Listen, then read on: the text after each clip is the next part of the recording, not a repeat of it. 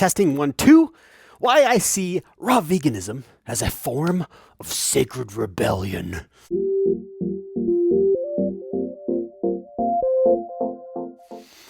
Now, even though I said the word veganism in the title, I'm not going to be going into the veganism aspect in this vid. I'll have to save that for another one because that alone deserves an entire video. But what I will be covering in this is the raw and living food aspect of raw veganism. Now, where to start? Let's see. Up until I was in my late 30s, I was eating like most others were, right? Striving to eat what everyone said was healthy. And of course, I was eating all kinds of other funk as well, right? Like fried food from the gas station, going out to restaurants and eating all kinds of the normal foods that everyone else was eating.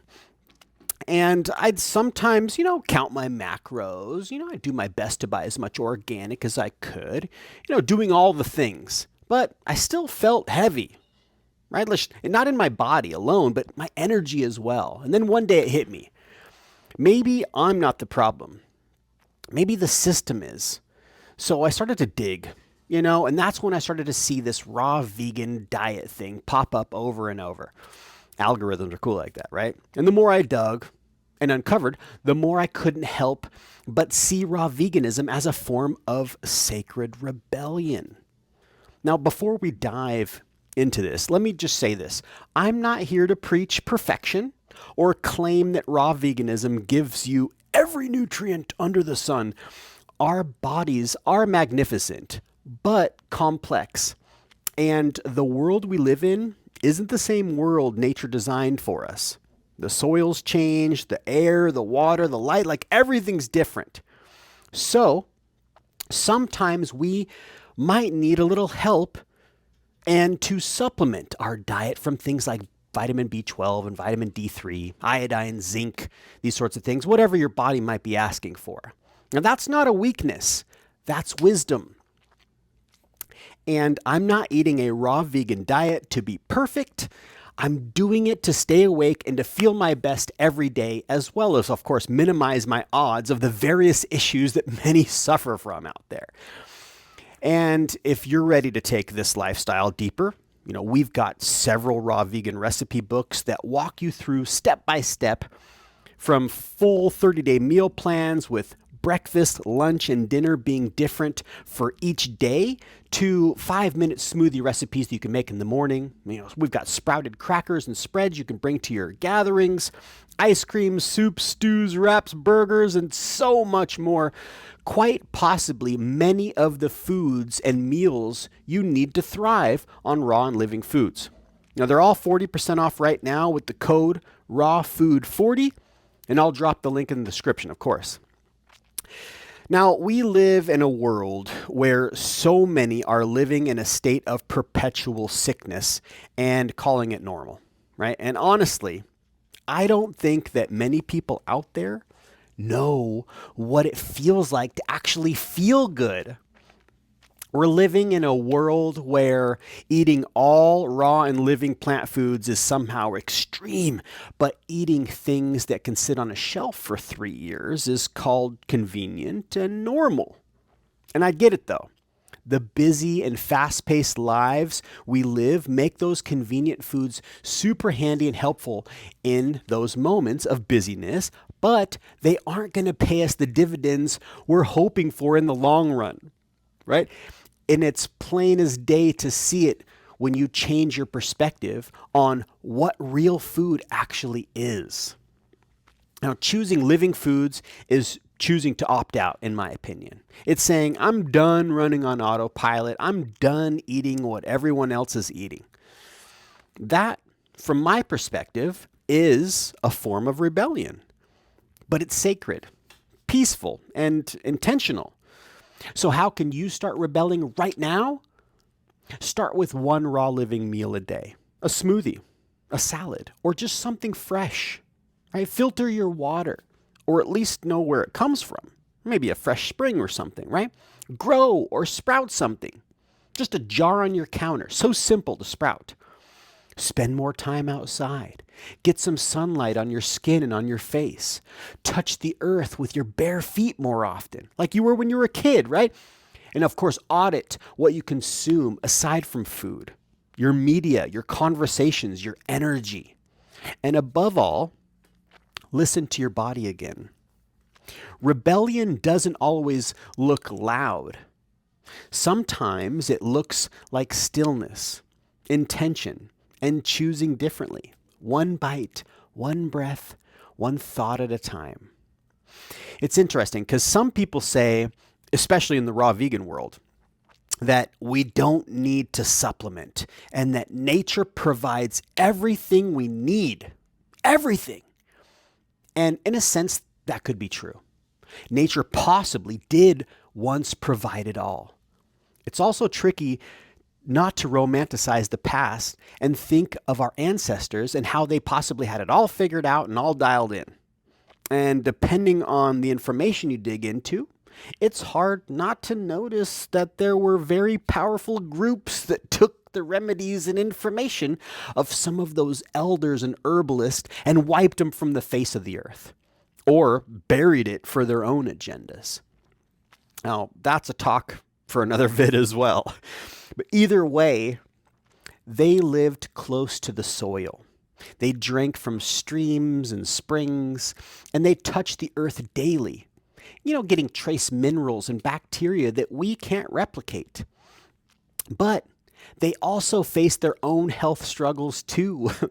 They had fevers, infections, deficiencies, same as us. They just met them with plants and earth medicine. Now, homeopathic and herbal remedies go back thousands of years because even people back then were trying to figure it out as well. They didn't have pharmacies and herb stores. They had what was handed down to them, and they had their intuition, observation, and a much deeper relationship with the land. And that's incredible. A lot of that wisdom's been stripped away or forgotten. Not all, but quite a lot. But the fact that those remedies even existed at all tells us something so important. They were searching too, just like we are. And what's beautiful is that modern science now proves what those healers knew intuitively. Lab tests show us how certain herbs calm inflammation or boost our immunity and repair delicate tissue. Right now, that's not the system corrupting truth. That's truth finally being measured. Sure, some companies are shady, but not all of them. Many supplement brands and herbal houses started as kitchen projects. Families trying to heal their tribe or community. And they grew because what they made worked. So no, I'm not popping pills for every ache, but I'm also not pretending everything unnatural is evil. Everything has its place if it's used consciously. And if you're craving guidance and community while you're exploring this, come join our Raw Vegan School group. It's our online hub for people learning and walking this path. And we share recipes and do multiple kitchen demos a month. We work on our mindset and real talk about thriving on raw and living foods. It's a great way to stay accountable and inspired by each other. And I'll put the links for our school community down below. Come be a part of our tribe.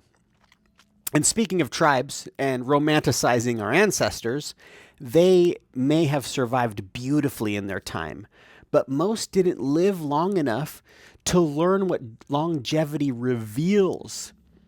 We're possibly the first humans, according to our history, aiming not to just survive into our 40s, but to thrive in our 90s with clarity, strength, and vitality. Now, raw veganism helps me bridge that. It connects me back to the essence of nature. Light, water, enzymes, life, right?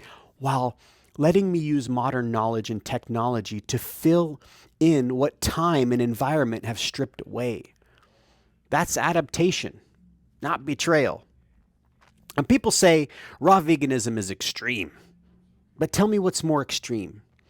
Eating vibrant, colorful, living foods grown from the earth, or eating dead, processed things that your body can barely recognize as food.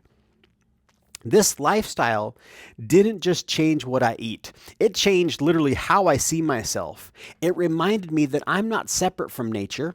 I am nature. And when I eat in alignment with that truth, I feel connected. Mind, body, and spirit. Like I'm finally home. So no, I'm not saying trust science blindly, and I'm not saying reject it all. I'm saying hold them both. Hold intuition and evidence. Hold the earth and the lab. Hold the herbs and the data that explain why they work. That's sacred rebellion. Not believing everything or rejecting everything, but discerning what's true and what keeps you vibrant. To me, raw veganism isn't about purity. It's about presence. It's about love. It's about remembering that rebellion doesn't have to be loud. It can be peaceful, grounded, and deeply sacred. And it starts on your plate. If you're still here, hats off to you. Here's my challenge for you. For the next 7 days, start every morning with one raw meal. Fresh fruit is our go-to, or a smoothie.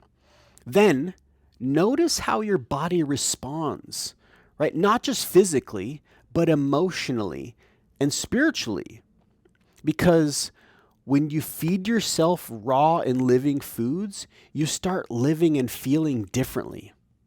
And if you want help planning those meals, grab our Raw Vegan Meal Planner app. It builds recipes and tracks your nutrients and keeps you inspired with new ideas every week. Think of it as like your daily rebellion assistant. It's all in one place. And I'll put the links for the app down below as well. So yeah, maybe my rebellion doesn't look like protests or chaos. Maybe it looks like fruit, sprouts, and sunshine. And I love it. Now, if this hit, drop a comment and tell me what your version of sacred rebellion looks like. And if you're walking this path of awareness, compassion, and evolution, you're our people. Just like throwing a stone in the pond, we're all making ripples in the water of change. And don't forget to like and subscribe, of course, and share this if you have someone that popped into your mind that, might enjoy it.